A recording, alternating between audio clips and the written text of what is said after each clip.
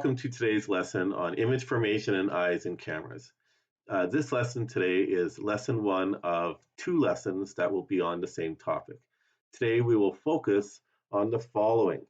We're going to focus on how objects are seen by the eye. Number two, explain how objects are seen by cameras.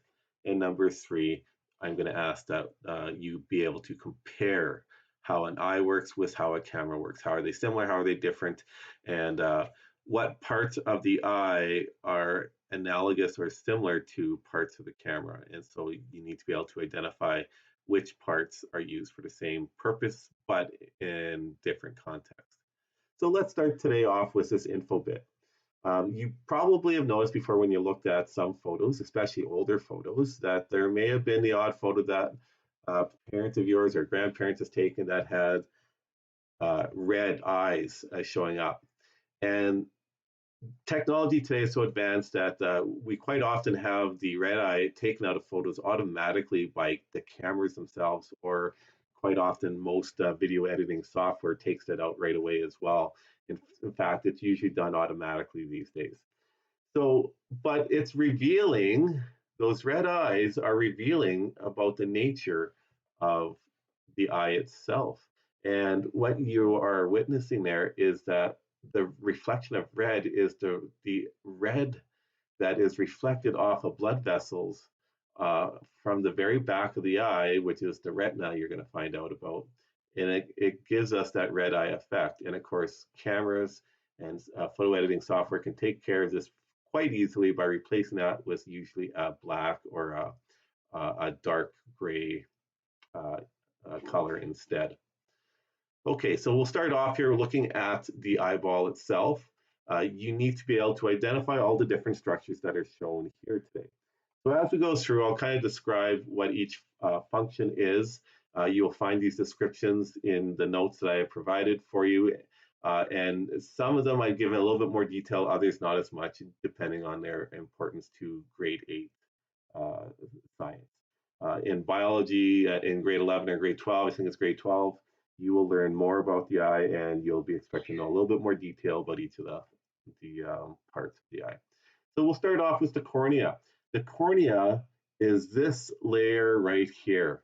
It is a transparent layer, okay, and it covers the different parts. And so we're going to talk about this part right in here. This is the iris, okay, the colored part of the eye, and then this is the pupil here. And the pupil is actually the absence of a structure. The pupil is an actual hole into the eyeball. So there's actually nothing there. It's more of the absence of a structure, and that's the pupil. Okay, and what's the function of the cornea? Well, it does provide protection, of course, covers the interior of the eye, but it also, you can see its curved nature here. It looks like a convex lens that we've talked about before. And so we do have the beginning refraction of light occurring in the cornea. So as I mentioned, the cornea, now the iris, I did mention already, controls the size of the pupil. So this is the pupil here. Okay, the iris is simply the band of muscle in the eye that controls that size. And that is very important to control how much light enters the eyeball.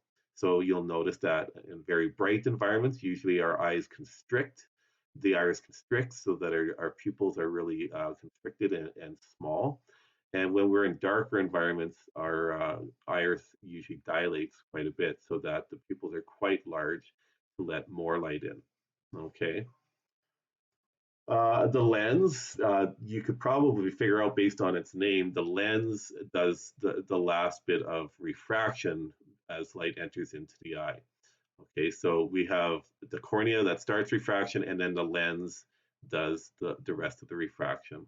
And the interesting thing about the lens is that we have some ciliary muscles that are attached to it.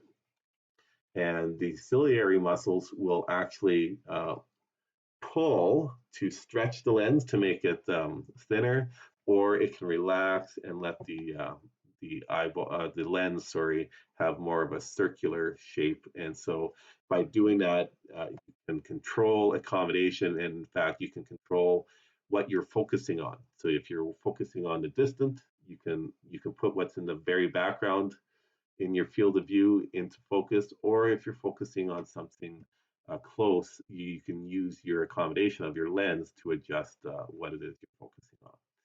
Okay, that is more Bio30 um, context, but that's why we are able to stretch our lenses is so that we can see things at varying depths of field. Okay, the last, well, it's not the last structure, I guess, but the next important structure to talk about here is the retina. So you can imagine light's coming through here. Light ends up being, if you have a regular normal eyeball that is working properly and 100% here, the image will be focused on the retina. People like myself that wear glasses, depending on whether we're farsighted or nearsighted, we actually need corrective lenses to help focus the image on the back of the retina here properly. So in a person that does not need glasses, their eyes focus the image on the retina perfectly fine all on their own. Okay, the optic nerve is another part of the eye that's very important to note for a couple of reasons. Number one, the information that's collected in the retina, there's photoreceptors in the retina. I should mention the photoreceptors. There's two types of photoreceptors. We'll get into that a little bit later on here. There's rods and cones. Rods are very sensitive to low light conditions. So they don't need much light at all to be sensitive. And so they're basically used only in low light conditions. And in fact, if you think about what your vision's like at night, it's kind of grayscale is usually how we see things mostly at night, especially in really dark situations. And so they function well at low light. Cones are responsible for our ability to see color. And cones, of course, need more light. They need more intensity of light to function. And they only function well during bright conditions. So we can see color during the day because the cones are working. And the rods and cones are all in the retina here. And when they are triggered, they send electrical impulses, electrochemical impulses through the tissue here to the optic nerve that transmits it to the back of the brain. The optical, the hmm, occipital lobe, thank you, is the part of the back of the brain that actually processes the information so that the image that comes in and focuses on the retina is the image that your brain interprets, and then that's essentially what you see. All right, and then the other thing to make note about the optic nerve here is that because it kind of interacts with the retina at this spot right here, this is what we call the blind spot. The blind spot, oh, go back here for a second. The blind spot is right in front of where the optic nerve attaches to the back of the eye here, and that's because all that nerve tissue, because of all that nerve tissue, there is no rods and cones in that area. And we'll do an activity later that shows that your brain fills in some information for you all on its own and compensates for our inability to actually see light rays entering at that spot. And then we got accessory blood vessels here. Of course, we need to get food and nutrients to the tissues of the eye, and we also need to get rid of waste that are generated by cellular processes. And then I see ciliary muscle showed up at the end here, but yeah, so the ciliary muscle is there to adjust the size of the lens. All right, so how does light get in? Well, I think most of us already knew that the light is going in through this part of the eye called the pupil. And I was talking about this earlier. You see how it's pretty constricted there and it's pretty dilated here? This would be in a very light rich environment. So we can restrict the amount of light and we still see fine. And if we're in a poor light environment or a darker environment, we will dilate our eyes so that more light comes in. Okay. And the equivalent structure in the camera, so we'll talk a little bit about the camera right now as well, is the aperture. And so here you can see the lens of a camera. So this is commonly referred to as the lens, but the actual glassware is inside. And there's a structure in here. You can see the outlines of it here. This is the aperture. And the aperture is made up of little pieces. I think you can see there's 1, 2, 3, 4, 5 there. They adjust how big the opening is. So really that black there is like the iris of the eye, and then the middle of it here is the like the pupil. Okay, so the whole is the aperture, but of course the structure around it here is the iris. But you refer to the aperture is equivalent of the pupil. The structure around the aperture here is probably equivalent to the iris. Okay. Okay. So just a note here, like a donut hole, a pupil is not really there. It's more of a hole. Okay. So you need to understand that the pupil is not an actual physical structure. It's more of the absence of a structure. And of course, you should be aware that your eye color, whatever color your eyes are, that is the iris that's colored. And that is a muscle that expands and contracts to adjust the amount of light that enters the eye. Okay. So we talked about this earlier here. Light rays that come through are refracted by both the cornea and the lens, and they will end up striking the back of the eye. Okay, and in this retina layer here, and the retina expands quite a bit around, but your most visual acuity is in this area here. I'm not going to bother putting it on this diagram here, but in biology study, you're going to learn this is called the fovea centralis. The fovea actually has the highest density of cones and rods, and that's where most of our visual acuity comes from. And then you guys probably are aware that as you get to the periphery of your vision, you usually can't see as much detail, and that's because the amount of rods and cones in the periphery are much less. Okay, and so what happens is that these photoreceptors, the rods and the cones, actually, when they are struck by the appropriate wavelengths of light, they will send a message to through the optic nerve to the brain to be processed, and that's basically what we see as an image. So I had mentioned it earlier here, rods are highly sensitive to light, so they're used in times where there's very little light. Okay, so they function basically at night, or if you're in a cave or something like that, some dark environment.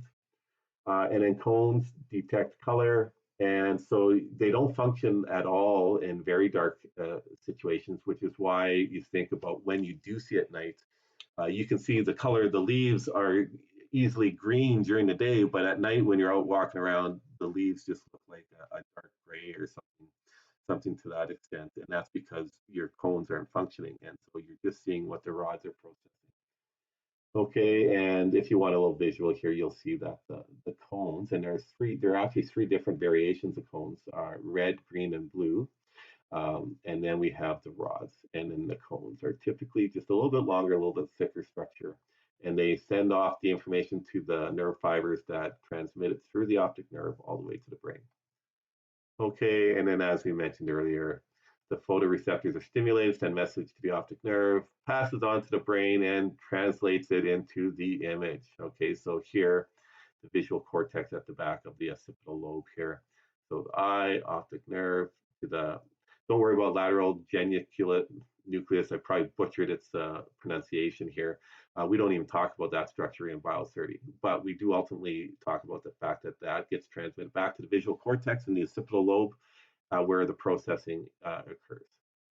All right, so I want you guys, as part of today's lesson here, to go through, click on this link, and actually I'll click on it quickly right now for you, just so you can see what it looks like. You'll go on to this online quiz, click start quiz, and all you're going to do is move these around. So for number one, that looks like optic nerve. It is optic nerve. Number two, retina. Number three, oh, okay.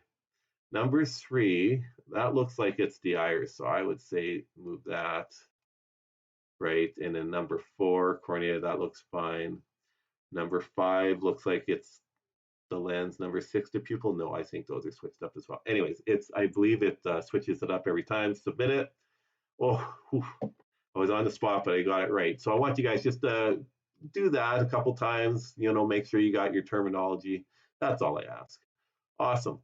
Okay. Also after that, I want you to just watch a quick little video here. Really nice graphics that go along to help your understanding. Going to move along here. Now let's switch our gear, talk about the cameras.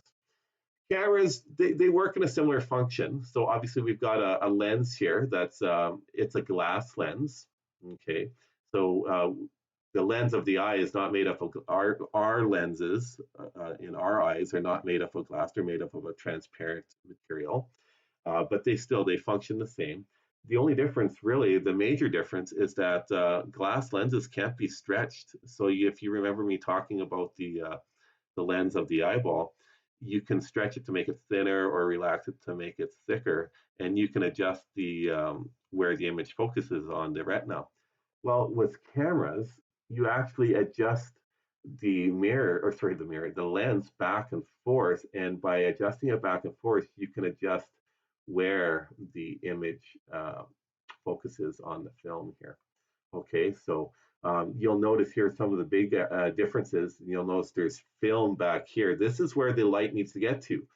But when we're looking at the camera, looking through the lens, through the viewfinder of the camera, what we're actually looking at is through a mirror.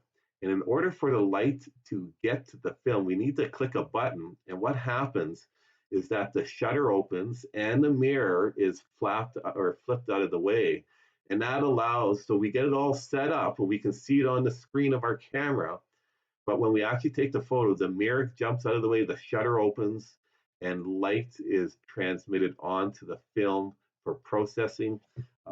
If it's a digital camera, this is a CCD, which is basically a fancy way to say a sensor. It's a charge couple device, I believe is what it's called for or called. And we'll talk about that later, but it's not a huge deal here, you guys. I think if you remembered that it's a CCD and that it's the sensor that processes the digital image that's formed.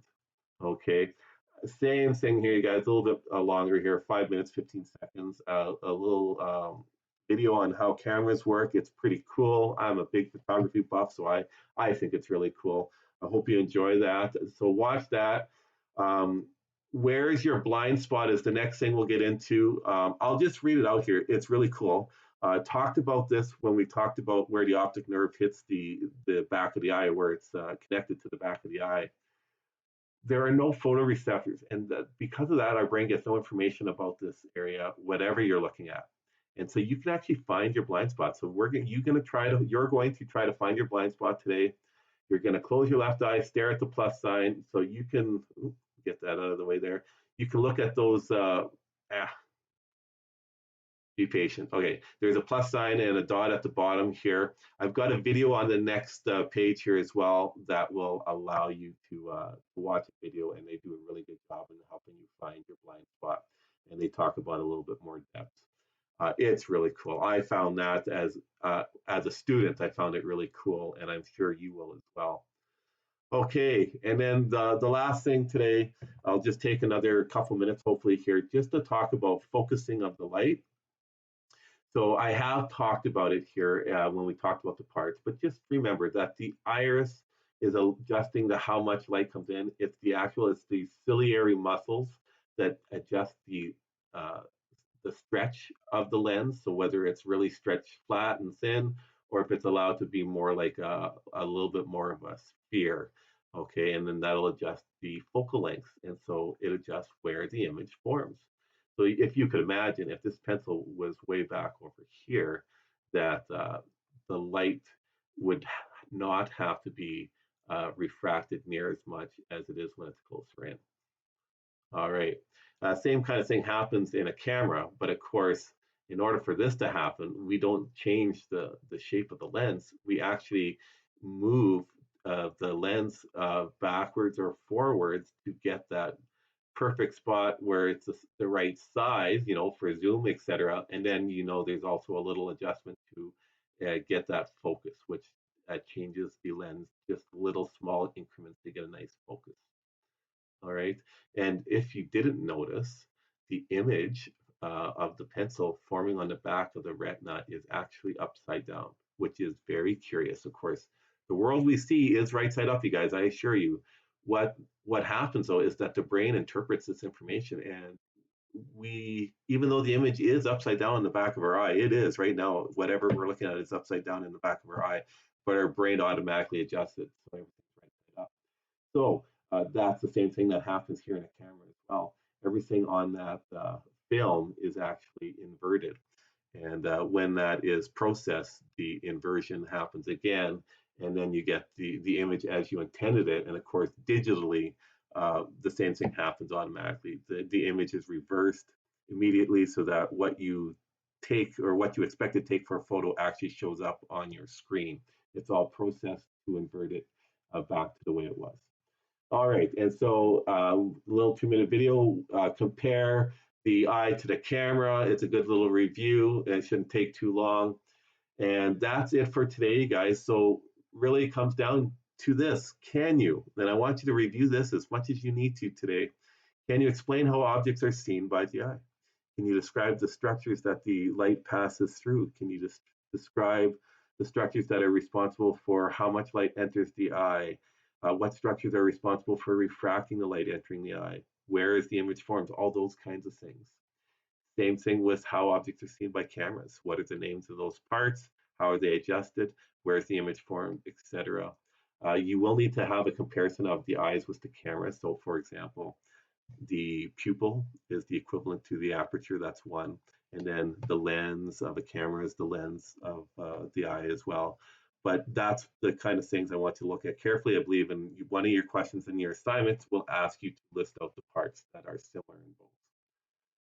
All right, so that's it for today. You guys have a wonderful day, and I'll see you for lesson 2 on image formation and eyes and cameras in the next day or so.